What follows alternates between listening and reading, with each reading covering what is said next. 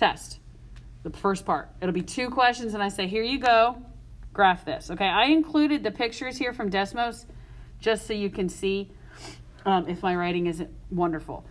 Some of your graphs, guys, the reason we have to pick points in the middle is because sometimes your graph, if you have 2 asymptotes, sometimes there's a parabola in the middle, and sometimes there's like a snaky looking thing. So that's why we have to pick points in the middle. The ones that I'm doing today both happen to have parabolas in the middle. But tomorrow I'll go over some. Why is it doing that? Tomorrow I'll go over some that are a little different in the middle so we can make sure that we understand how to do everything.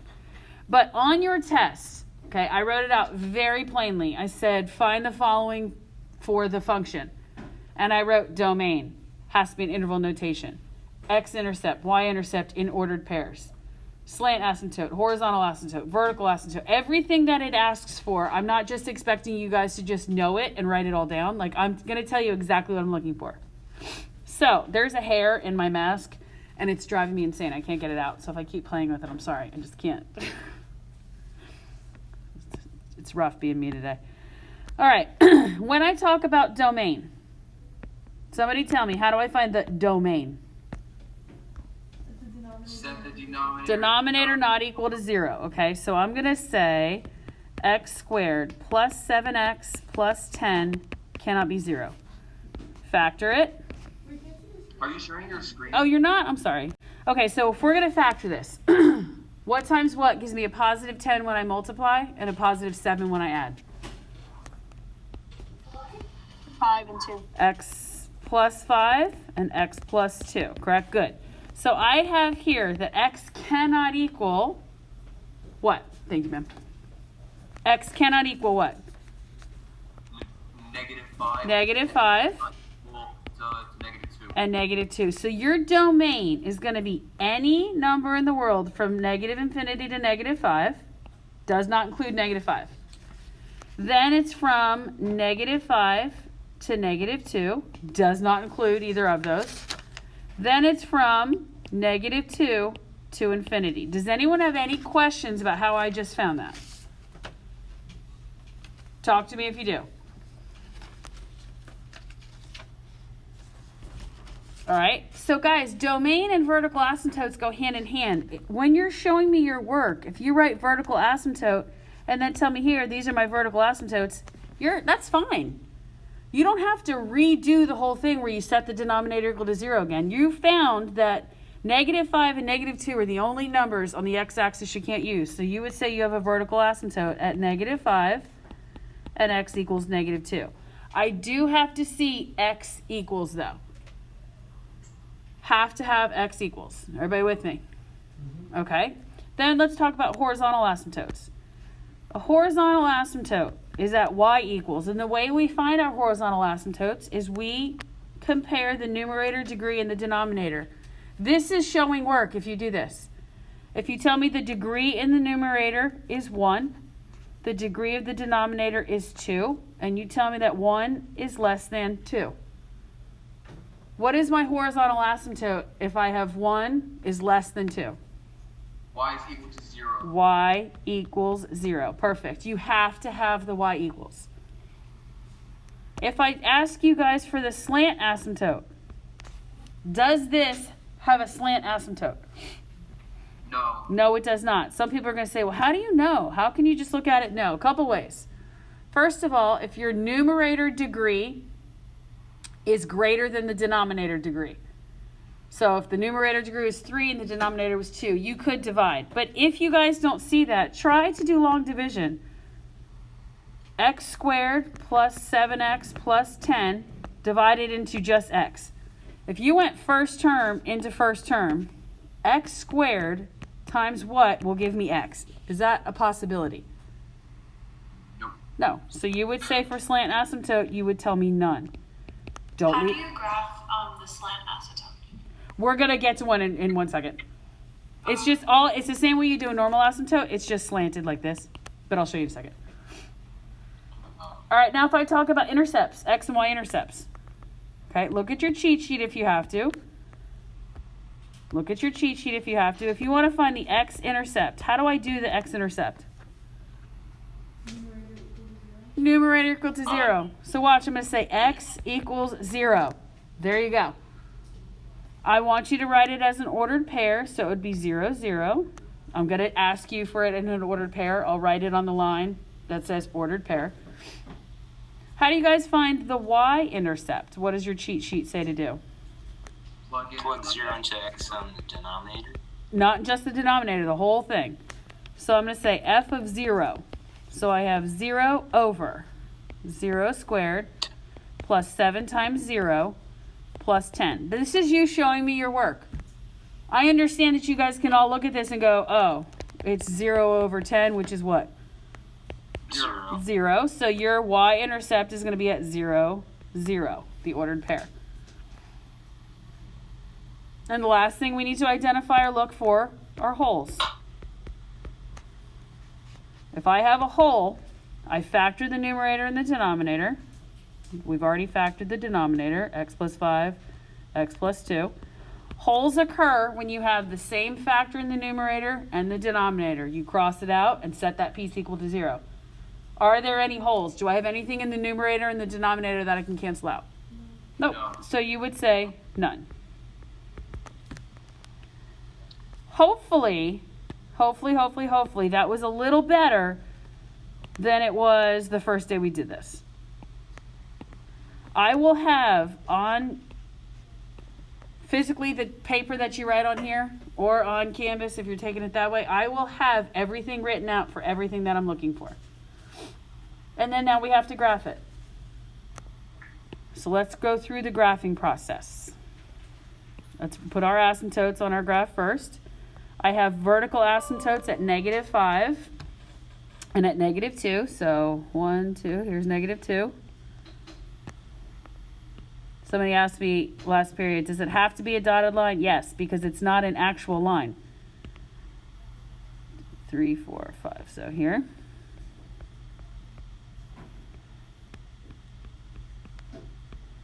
And then our horizontal asymptote we said was at y equals 0, right? So it's here. So now we have to find, guys, this is the part that for some reason you find to be the hardest, and I don't know why, because this is just the basic algebra part. What we're doing is we're going to pick numbers to the left of this vertical asymptote.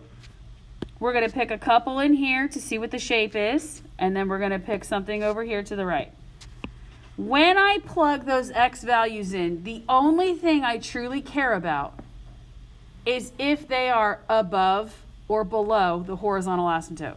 And at this point, the horizontal asymptote is 0. So when you plug the number in, you're wondering, is the value that you get out greater or less than 0? Pretty simple. We can go ahead and graph our intercept, our x and y intercepts. Both happen to be the same thing right here. So now let's pick something to the left in the green section. Pick a number in the green section for the x. -6. Okay, so I'm going to say f of -6. When I plug -6 into my function, is it greater than 0 or less than 0? I don't really care exactly what it is. I just need to know where it is. So -6, and then my function is -6 squared. Was it minus? Is it plus? Yeah. It's plus 7x. Thank you. So plus 7x plus 10. So -6. Let's simplify. This is 36 minus 42 plus 10, correct? What's 36 minus 42? How much? Negative, wait, Yeah, -6 plus 10 gives me what? positive 4. Positive 4. So I have -6/4. Guys, I'm not asking you to plot this point directly. But when I plug in -6, -6/4, is that above the x-axis or below it? Below. It's below, right? If I go -6 and then this is a negative number. So it's going to be down here somewhere. All I care about is, oh, I have to draw my boomerang then down here. It's not above the x-axis, it's below it. All you care about is the general area that it's in. So many emails. Let's do something to the far right. Let's do something in the blue. Pick a number to the right of the vertical asymptote. Okay, positive 1. I think that's a good choice. F of 1. So we're going to say 1 over 1 squared plus 7 times 1 plus 10. Guys, you don't even have to evaluate this anymore, because our horizontal asymptote is at x equals 0. When I multiply all that stuff together on the bottom, do you have any negative signs at all? No. No. So is there any way that your answer would be negative? No. So you know it's going to be plus. If you want to keep going, that's fine. This is 1 plus 7 plus 10.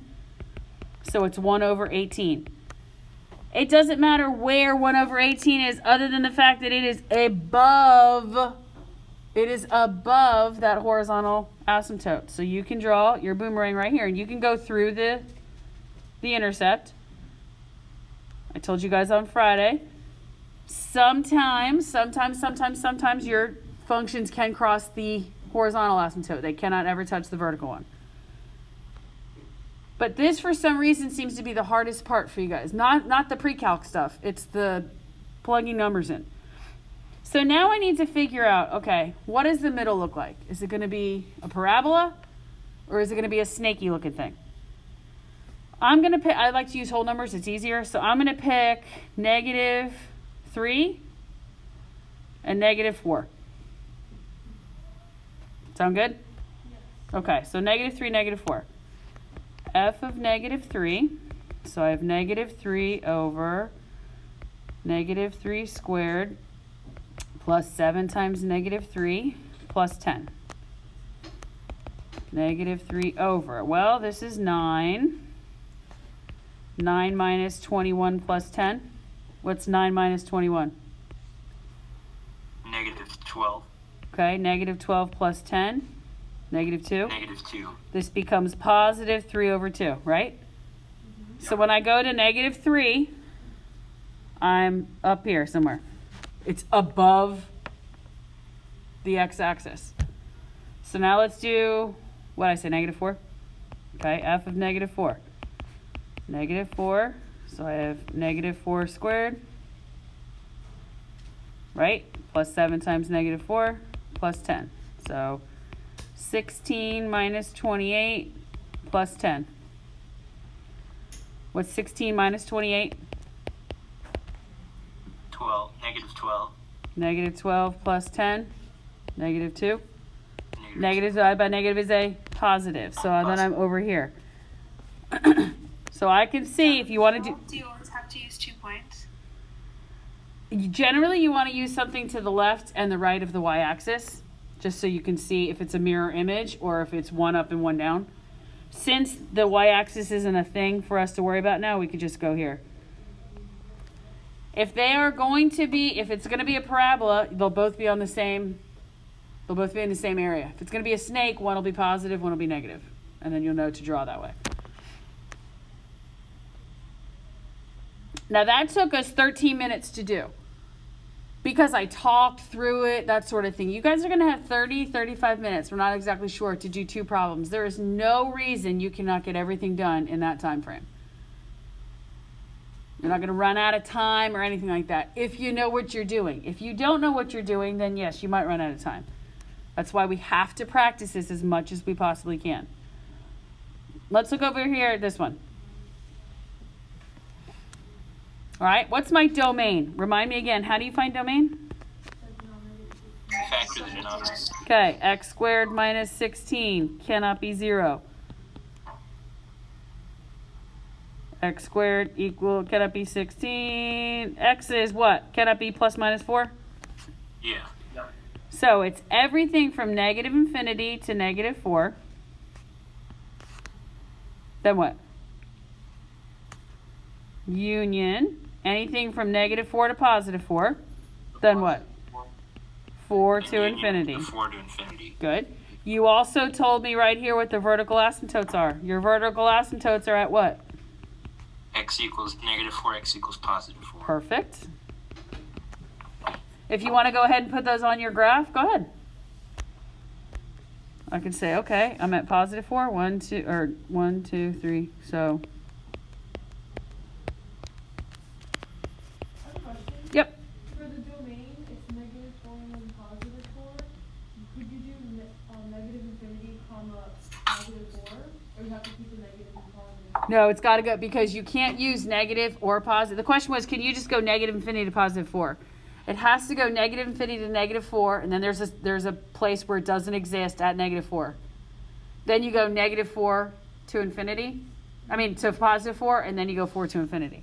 You can kind of see it visually. 1, 2, 3, 4. Look, if you think of your asymptotes as where the graph does not exist, you can kind of see how you should write your domain. Like it's everything to that point, but then doesn't work. And then it's everything in here, and then it's everything over here. You can kind of visually see it that way if you think of your asymptotes as where the function will not exist. That's kind of helpful a little bit. So now let's talk about our horizontal asymptotes. How do you find horizontal asymptotes again? Look at the degree. The degree. They're the same degree, so compare the leading coefficients. Okay, so look, as Vincent just said, the degrees are the same. When they're the same, we take the leading coefficient of the numerator, which is 2, over the leading coefficient of the denominator. So your horizontal asymptote is at y equals 2. So when we go to plug in numbers to see where our parabola and or snake, whatever it's going to be, and our boomerangs exist, when I plug in, I'm not looking for the number to be above 2 now, or above 0. What am I looking at to be above? Above or below 2. Above or below 2. This is a little more straightforward the way that this is because the y-axis is in the middle, but we'll look at it. Slant asymptote. Is there a slant asymptote? No. If you're not sure, then just try to divide x squared minus 16 into 2x squared. So think about our slant asymptote is always going to be the equation of a line. So if I say x squared times what gives me 2x squared, you guys would tell me 2, right? Well, if I get y equals 2, is that a slanted line? No, it's a horizontal line. That is our horizontal asymptote. So there's no slant asymptote. Let's talk about holes. Are there any holes in this graph? No. Nope. This would be x minus 4 on the bottom and x plus 4. Nothing cancels out, so we're good as none. Let's do our x and y-intercept. How do you find the x-intercept? So the numerator equal to 0. Okay. 2x squared equals 0. Divide by 2. X squared equals 0. Take the square root. What's the x-intercept? 0. So we'd write it as our ordered pair of 0, 0. 0, 0. What's our y-intercept? So A 0, 0 also. 0, 0. We would just Same. plug in 0 for x. And we get 2 times 0 is 0 over negative 16, which gives me 0. So 0, 0. Good. So I can plot my intercept right there of 0, 0. That should be helpful. That should be real helpful for us. Now, guys, watch as we graph this. We can do this is an easy one to see. I'm going to pick something over here. I'm going to pick something to the left of my y-axis, something to the right of my y-axis, and then I'm going to pick something to the very far right of my asymptote. So pick a number to the left, the far left in the green area. Pick any number you want to choose. -5. Ooh, -5. 2 people said -5. So I'm going to say f of -5. When I plug in -5, what do I get out? So it's 2 times -5 squared over -5 minus 16. All right, so -5 is 25 times 2 is 50. You guys agree?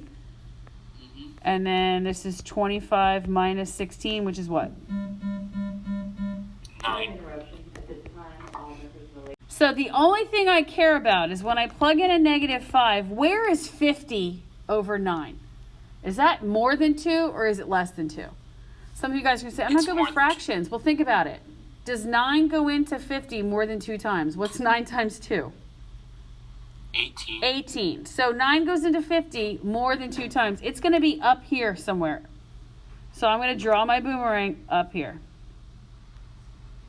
I'm not asking you for a specific point. I want to know the general area. Is it above or below our horizontal asymptote? If you want to continue on the quote-unquote easy side, then try and find something in the blue to the far right of our vertical asymptote. Pick a number to the far right of our vertical asymptote. +5. Okay, let's see what happens when I plug in +5.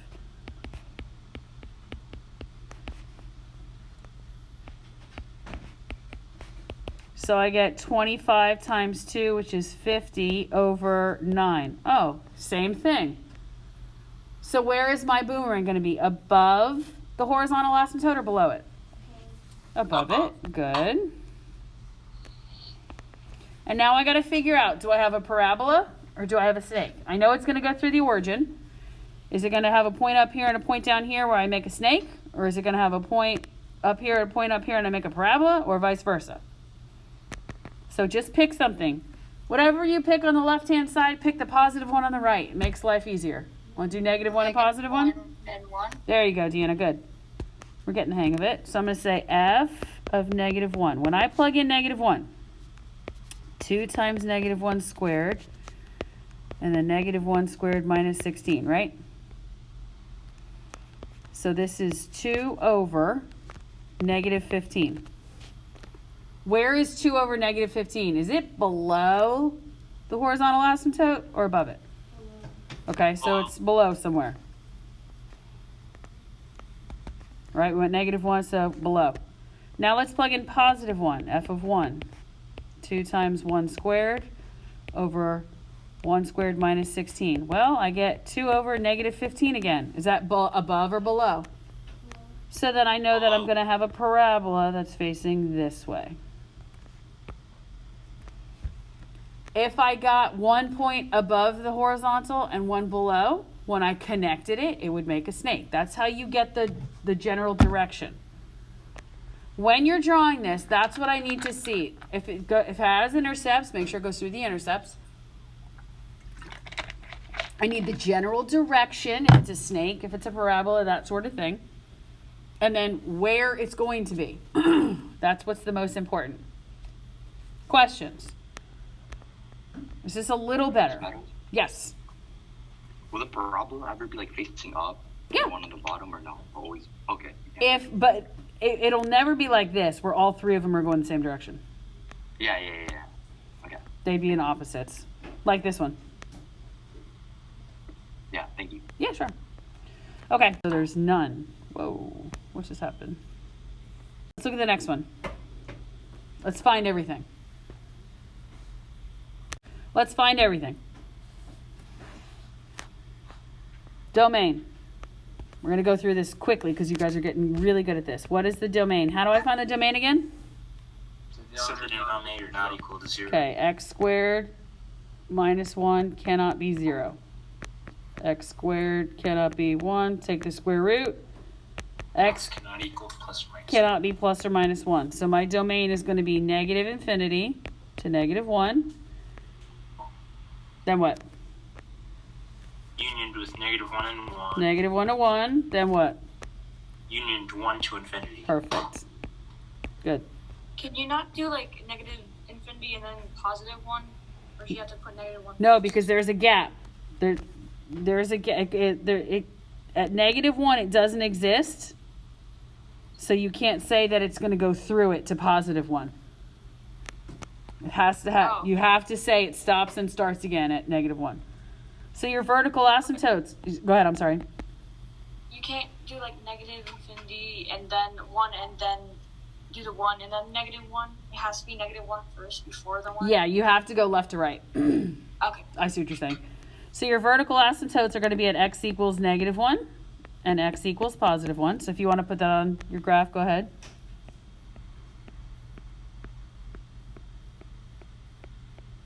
Right?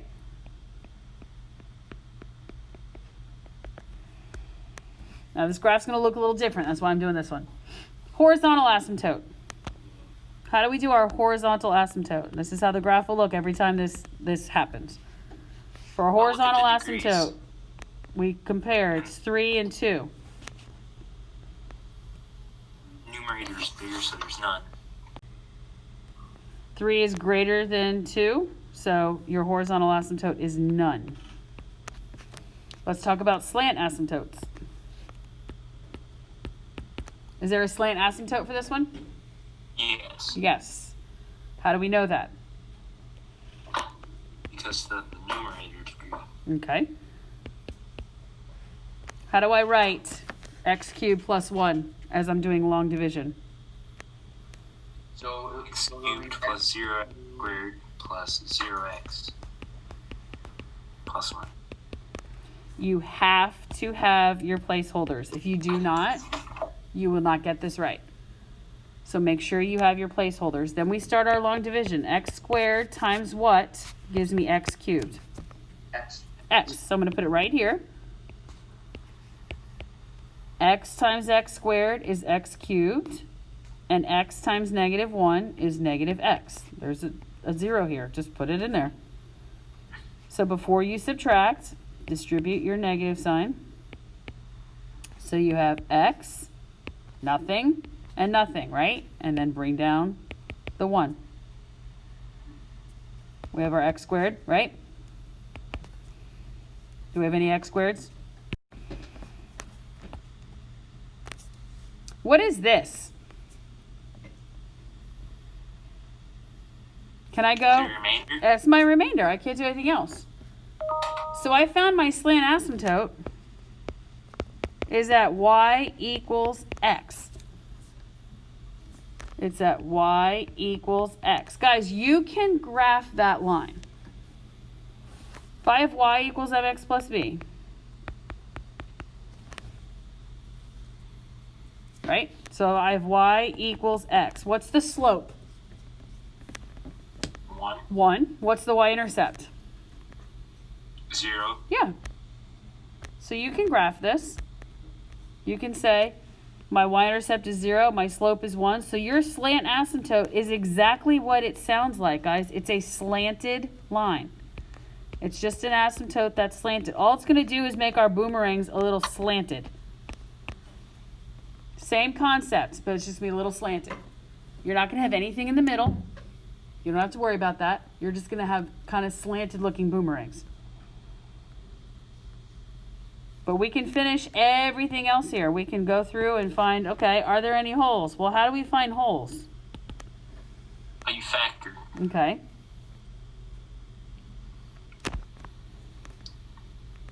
Do I have any holes in this problem? Yeah.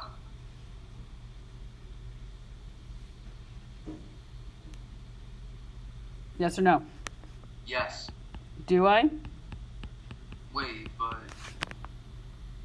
If I factor the bottom, I have x plus 1, x minus 1, right? Okay.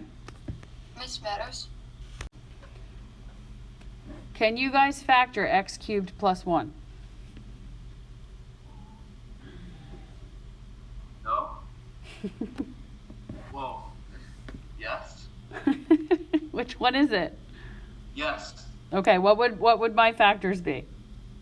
So it would Thank you for X playing plus- along. Thank you for playing along, Carlos. Wouldn't it be like that x squared minus 1 factors with another x plus 1? Well, let's think about it. Say it again, Vincent. Would that be like the x squared factors? Like the x squared minus 1 factors with like an extra x plus 1? Like this? Or would that not work? Yeah. So like, Well, no, the negative sign would. so you'd be x plus 1, x minus 1, and x plus 1? Minus 1 and another x plus 1. Okay. But then that turn into like a binomial. That right? would turn into x squared minus 1 times x plus 1. And then I'd have x cubed, right, times x squared. Is that going to work? No. No. It's not going to work. And that's okay. We don't have any holes. But you guys are going to go back to your basic knowledge of factoring to find holes. Basic knowledge of factoring. If you can factor something and cross out, you're good to go. If it doesn't cross out, then that's okay too. If I'm going to find the x and y intercepts, how do I find x-intercepts?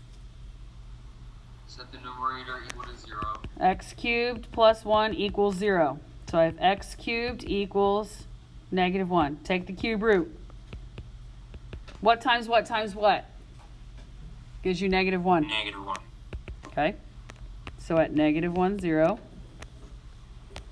It's going to cross here.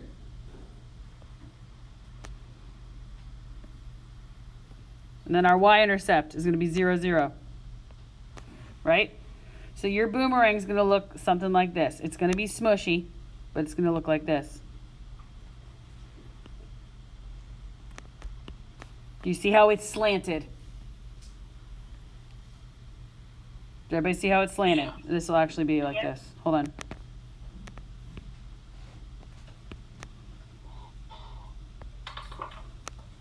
Do you see how they're slanted? It doesn't touch our verticals, but it's kind of slanted over the green one. That's how we get our slanted.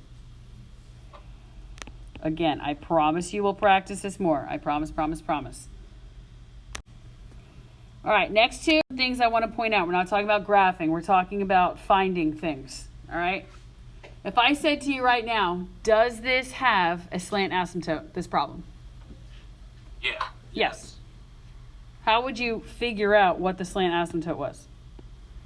Long division. Long division. Guys, do this problem with me. X squared plus 3x minus 1 into what? 5x cubed. 5x plus- cubed. Hold on. I agree. Does everybody see that? 5x cubed. Do I just now put minus 8? No. No. I have to have placeholders for x squared, for x, and then I have my minus 8. Somebody asked me last period, can I just write zeros? You can write zeros. I like to put the x squareds, though, and the x's, so I know what I'm looking at. Somebody said, can I use minus? Yes, you can use minus. Just make sure you have placeholders. So now when we go to do our long division, first term into first term, x squared times what gives me 5x cubed? 5x. X, right? 5x. I'm going to put my 5x right above my x column. Now I'm going to get my subtraction ready. So I have 5 times x squared, 5x cubed, right? 5x times x squared. 5x times 3x is plus 15x squared. 5x times negative 1 is negative 5x. Before I subtract, I have to distribute, distribute, distribute, distribute. So I have 5x, and I have a negative 15x squared. These cancel. I bring down my negative 8. Does that negative 8 really matter? No. But I still say now first term into first term. So I have x squared times what gives me negative 15x squared? Negative 15. Perfect. Now get your subtraction ready before you go. I have negative 15x squared. Then what? That is my answer. You don't have to go That's any plus further. 75. But if you don't understand that, Oh, wait. it's 45. But you don't have to go any further because these will cancel out, and I don't care about the remainder. My slant asymptote is whatever the equation of the line is. So your slant asymptote would be at y equals 5x minus 15.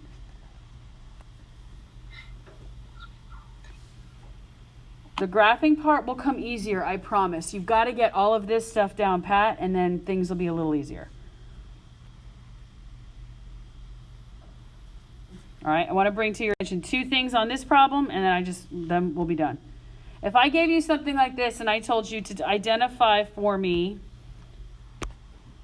the horizontal asymptotes and holes. I want to make sure everybody understands how to do that. How do you find the horizontal asymptote? Tell me again.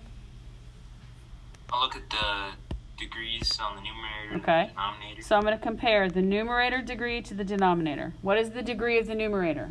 2. 2. What's the degree of the denominator? 2. 2. What happens when they're the same? You have to divide by the leading coefficients. Not necessarily. I understand what you're saying by divide, but you just take the leading coefficient of the numerator. So y equals 1 over negative 4. Somebody asked me last period, are you allowed to have an asymptote that's a fraction? Yeah. That's just between 0 and negative 1. I'm not going to ask you to graph that or anything right now. I just want you to see that. A lot of times when you guys get 2 equals 2, you tell me the asymptote is at y equals 2. If the degrees are the same, you take the leading coefficient of the numerator and the leading coefficient of the denominator. Come on. All right, last thing we're going to talk about is holes. How do you find holes again? Factor them. Okay, to let's see if factor there's the any- numerator and the denominator. If I factor my numerator, what times what gives me a negative 6 when I multiply and a positive 1 when I add? 3 and negative 2. X plus 3, x minus 2. Good. In the bottom, guys, factor this. What can I take out? A negative 4. Negative 4. So then I'm left with x squared plus 4x. What? Plus 3. Plus 3. Okay. Can I factor that? Yes. What are the factors of positive 3 that multiply to give me positive 3 but add to give me 4? X plus 3, x plus 1. Okay. Now, this is where I'm going to rewrite so you guys can see. On the numerator, I have x plus 3, x minus 2. In the denominator, I have negative 4, and then I have x plus 1 and x plus 3. Do you have a parenthesis that is exactly the same on the top and the bottom? Yes. Yes. Yeah. They would cross out. Whatever you cross out, you set equal to 0. So you have a hole. You would tell me there's a hole where the graph does not exist at x equals what?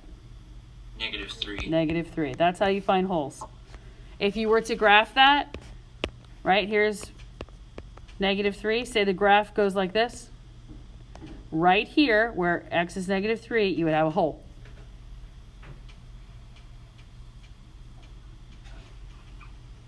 That make sense?